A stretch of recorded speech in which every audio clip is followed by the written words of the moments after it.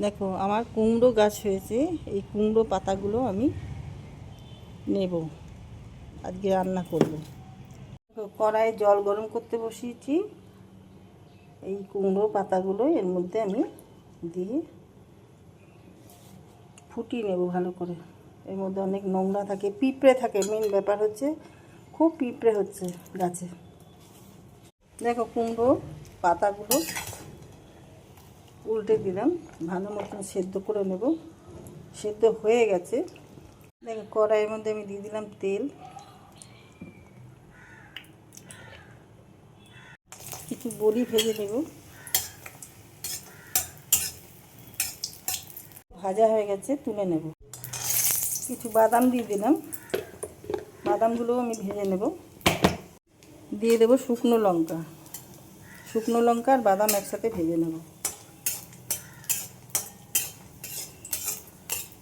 এগুলো ভাজা হয়ে গেছে, আমি তুলে নেব। দিলাম কালো জিরে আর একটা বড় পেঁয়াজ আমি কেটে নিয়েছি, পেঁয়াজ ভেজে নেব। এর সাথেই রসুন দিয়ে দিলাম।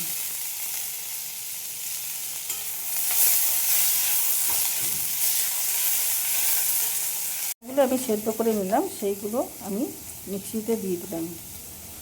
শিলেও বেটে নিতে পারো তোমরা। দিয়ে দিয়েছি 1 চামচ তিল, আর এবার দেবো পোস্ত 1 চামচ মতন। লঙ্কা দিয়ে দিলাম 2টো।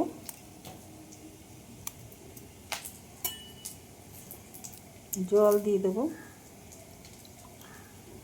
দেখো কুমড়ো পাতা যেটা বেটে রাখলাম সেটা দিয়ে দিচ্ছি।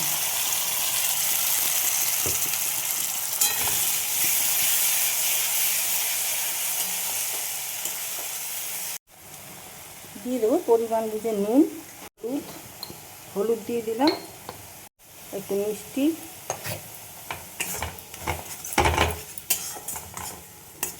এখানে এইগুলো আমি একটু হামানদিস্তাতে আধ ভাঙা করে নেব। দেখো পাতাটা শুকিয়ে গেছে, পুরো জলটা টেনে নিয়েছে।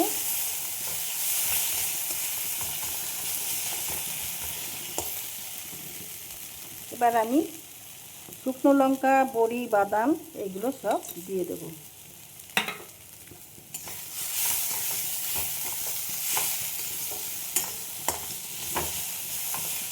যারা যারা আমার ভিডিও দেখছো তারা লাইক, শেয়ার, সাবস্ক্রাইব অতি অবশ্যই করে দিও। ইউটিউব থেকে যারা দেখছো তারা আমার পেজটাকে ফলো করে নিও। বেল আইকনটা ক্লিক করলেই নোটিফিকেশানগুলো তোমাদের কাছে সবার আগে পৌঁছে যাবে। এটা আমার রিকোয়েস্ট রইল, প্লিজ সাবস্ক্রাইব করে দিও। দেখো আমার এই কুমড়ো পাতা ভর্তা রেডি হয়ে গেছে। ওপর দিয়ে একটু বড়ি আর বাদাম আমি ছড়িয়ে দিলাম। এটা কিন্তু দারুণ খেতে হয় গরম ভাতের সঙ্গে। আর দিয়ে দেবো একটুখানি কাঁচা।